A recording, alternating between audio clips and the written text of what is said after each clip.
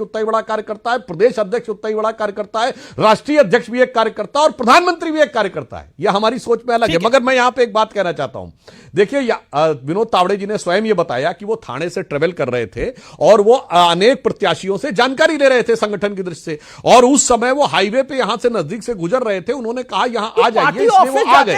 मगर मैं एक बात कहना चाह रहा हूं, जो बॉडी लैंग्वेज की बात है ना,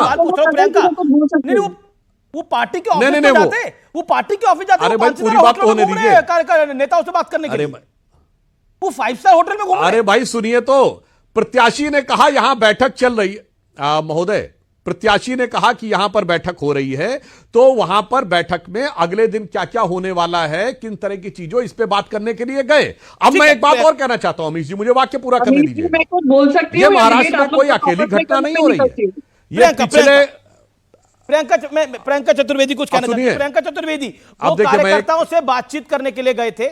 अरे भाई मैं वाक्य तो पूरा कर लूं मेरे भाई, उसके बाद ये पूछेंगी।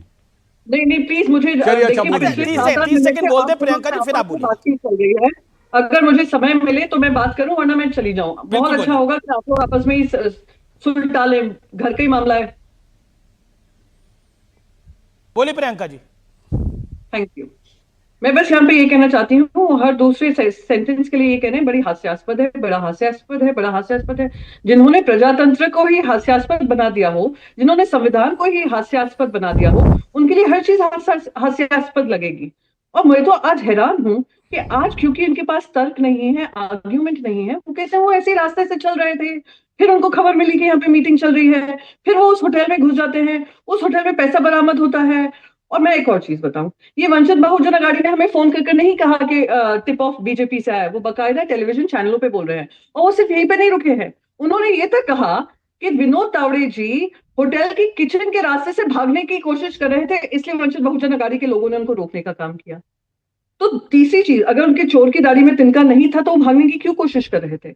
अगर कार्यकर्ताओं को ही संबोधित कर रहे थे तो क्यों भागे वहां से? मैं तो ये प्रश्न ज्यादा उठाना चाहती हूँ कि इलेक्शन कमीशन ने उद्धव साहब जब जब हेलीकॉप्टर से लैंडिंग करते थे, पूरी वेलकम कमेटी होती थी जो उनके बैग को चेक करती थी जी, और जो बैग गुजरात और दिल्ली से भर भर कर आ रहे थे उसकी कोई चेकिंग नहीं हुई। आज वो बैग एक पाया गया विनोद तावड़े के साथ। इनको बहुत टेंशन हो रही है हमारे त्रिवेदी जी को कि बैग में 500 की नोट 5 करोड़ की खोखे में थी, बोरे में थी, बैग में थी, बैग था तो कौन सा ब्रांड था। वो आप सब सवाल जो आपके मन में उठ रहे हैं ना, वो आप सब इलेक्शन कमीशन से जरूर पूछिएगा, क्योंकि अब वो इनके इन्वेस्टिगेशन के दायरे में आए हैं। पर सच्चाई ये है कि ये छापा इलेक्शन कमीशन ने नहीं लगाया, ये छापा लगा है वहां की जनता का और बहुजन विकास अघाड़ी के कार्यकर्ताओं का, जिससे सच सामने आया है कि ये वो लोग हैं जो सत्ता बल में तभी आते हैं जब ये धन बल का इस्तेमाल करते हैं और एजेंसीज का दुरुपयोग करते हैं। ठीक है सुधांशु जी, चुनाव आयोग ने महाराष्ट्र में अभी तक कुल मिलाकर 153 करोड़ रुपए कैश जब्त किया है, 71 करोड़ रुपए की शराब जब्त की है और कुल मिलाकर 282 करोड़ रुपए का कीमती सामान जब्त किया है। ये चुनाव आयोग ने जब्त किया है। क्या आपको लगता है कि इस पूरे एपिसोड से बीजेपी बैकफुट पे है, जैसा विपक्ष आरोप लगा रहा?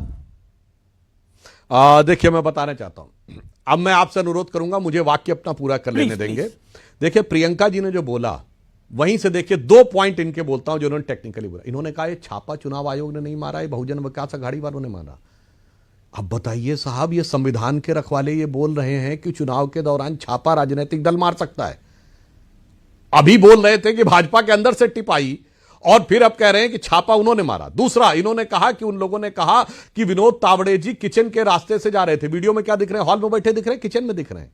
इसीलिए मैंने कहा कि हास्यास्पद और निरर्थक है। जो दिख रहा है उसको भी झुटलाने का प्रयास कर रहे हैं। ना वहां रुपया दिख रहा है, ना वो बैग दिख रहा है, ना बोरा दिख रहा है, और वहां पर सिर्फ कार्यकर्ता दिख रहे हैं, वो भी हॉल के अंदर बैठे दिख रहे हैं और जा किचन से रहे। मुझे लग रहा है इन लोगों के किस माइंडसेट में क्या आ जाता है बहुत। और यहां पर एक बात कहना चाहता हूं अमीश जी, ये ऐसा पहली बार नहीं हो रहा है। पिछले कुछ दिनों से जब से महाविकास अघाड़ी को अपनी हार अवश्यंभावी नजर आने लगी है, तब से बड़ी विचित्र विचित्र घटनाएं होने लगी हैं यहां पर। अब इनके एक बड़े नेता के ऊपर हमला हो जाता है, हिंसा, और वो हिंसा होती है और ये सोचा जा सकता है वो संदिग्ध परिस्थितियों में हिंसा होती है। अच्छा, उसी चुनाव क्षेत्र में होती जहां उनका बेटा चुनाव लड़ रहा है। अब उसका सहज स्वाभाविक लाभार्थी कौन होता है वो सब समझ सकते हैं। अब याद करिए, अभी प्रियंका जी ने कहा उद्धव ठाकरे जी का नहीं, नितिन गडकरी जी, देवेंद्र फडणवीस जी, अमित शाह जी, नड्डा जी, सबका हेलीकॉप्टर चेक हुआ, मगर हल्ला मचाया जाता है उद्धव ठाकरे जी के हेलीकॉप्टर पे। तो कोई चला जाता है उलेमा से फतवा जारी करवा रहा है, तो आज ही अबू आजमी जाकर वो भी किए हुए हैं, एक मौलाना से जाके फतवा जारी कराए हैं। अब इतना ही नहीं, उत्तर प्रदेश पे वो कह रहे हैं साहब पर्दे में रहने दो, पर्दा ना उठाओ, यानी बोगस वोटिंग का आधार बनाओ, वो उसके लिए भी कह रहे हैं। तो अपनी हार को स्पष्ट जानकर जो ये अनर्गल आरोपों का एक वातावरण पिछले 3, 4, 5 दिन से बनाया जा रहा है, ये उसी की एक कड़ी है। इसीलिए टेक्निकल ग्राउंड के ऊपर ये सस्टेन नहीं कर पा रहे हैं, कुछ दिखा नहीं पा रहे हैं, और जो वाक्य बोले जा रहे हैं मीडिया में, वो सामने के वीडियो में ऐसा कुछ नहीं दिख रहा। जी, अब आपकी बात कंप्लीट हुई। ओके, लेकिन प्रियंका ये बात तो सच है कि चुनाव आयोग ने ही 153 करोड़ रुपए कैश पकड़े हैं। अभी शिवसेना शिंदे गुट के भी नेता के पास अगर 2 करोड़ रुपए कैश मिले हैं तो वो भी चुनाव आयोग नहीं पकड़े हैं। यानी चुनाव आयोग तो निष्पक्ष रूप से काम कर रहा है। अच्छा, वही तो आपको उदाहरण दे रही थी।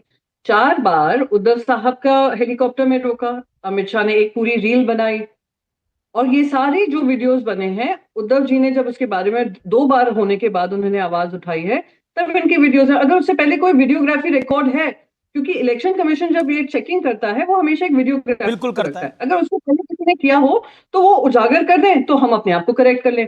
पर बात तो यही है कि सारा सिंक्रोनाइज्ड मैनर में सबका एक एक कर दिया कि ये दिखाने को फेयर एंड बैलेंस है। मैं उस पर टिप्पणी नहीं करना चाहूंगी, 2 करोड़ वहां पे पकड़ा गया है, पर ये इनको ये दुख हो रहा है कि आज जो 9 लाख हो, 5 करोड़ हो, 15 करोड़ हो, उसकी सच्चाई उजागर किसने की है? एक्टिविस्ट ने की है। आज हमारे विजिलेंट सिटीजन है, इंडिया के विजिलेंट सिटीजन है महाराष्ट्र के, जो जानते हैं इस तरीके के पैसे की हेराफेरी होने वाली है। और मुझे तो आज ये थोड़े बेबस लग रहे हैं, मौलाना फतवा फिर से शुरू कर दिया। मैं इनको याद दिलाना चाहूँ बिल्कुल विनम्रता से, सनातन धर्म के शंकराचार्य जी जब मातोश्री आए थे, उन्होंने सारे सनातनियों को रिक्वेस्ट किया था कि ये जो अधर्म हुआ है उद्धव साहब ठाकरे जी की सरकार गिराने का, वो अधर्म का कलंक हटाना जरूरी है, और जो भी हिंदू है उनको फिर से उद्धव साहब ठाकरे को मजबूत कर सरकार में वापस लाना जरूरी है। तभी ये जो अधर्म का कलंक है हिंदू धर्म पे, ये हटेगा। ये इस तरीके के काम करने वाले हैं। तो मैं तो इनसे कहूं कि इनऑर्गेनिकली भी हर तरफ का समर्थन हमें मिला हुआ है, क्योंकि हमारा काम बोला है। आप लोगों का सिर्फ झूठ, छल, कपट अब समझ में आ रहा है जनता को भी, महाराष्ट्र वासियों को भी। जी प्रियंका, आपको हराया, लोकसभा में आपको हराया, सेनेट इलेक्शंस में आपको हराया, और विधानसभा के चुनाव में आपको हराना पूरी तरीके से निश्चित है। इसलिए आप पैसों का, धनबल का इस्तेमाल कर पैसा आप कर रहे हैं। यहाँ पर 5-5 हजार लोगों के हाथ में देंगे, फिर उन्हीं के पैसे लूटेंगे, उन्हीं के पैसे फिर आप गुजरात भेजेंगे, फिर हमारे युवाओं को बेरोजगार करेंगे। वही 1 करोड़पति को आप और करोड़पति बनाएंगे, जिसके लिए आप प्रवक्ता बन जाते हैं, जिसके आप धर्म रक्षक बन जाते हैं। उसी एक आप अदानी की बात कर रही हैं, जिसके लेकर राहुल गांधी भी लगातार ट्वीट कर रहे हैं। मैं स्पष्ट रूप से पूछता हूं सुधांशु त्रिवेदी, राहुल गांधी ने कहा मोदी जी ये 5 करोड़ किसके सेब से निकले हैं? जनता का पैसा लूटकर आप किसे टेम्पो पे भेजा है आपने? इसके बाद मल्लिकार्जुन खड़गे ने इसी मनी पावर और मसल पावर की बात करी। अदानी को लेकर आप पर बहुत हमला हो रहा है, क्या कहना चाहते हैं? क्या आप महाराष्ट्र को अदानी को बेचना चाहते हैं? यह आरोप विपक्ष आपको लगा रहा है।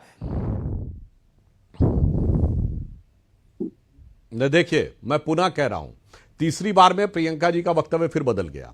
पहली बार में था चुनाव आयोग ने पकड़ा, दूसरी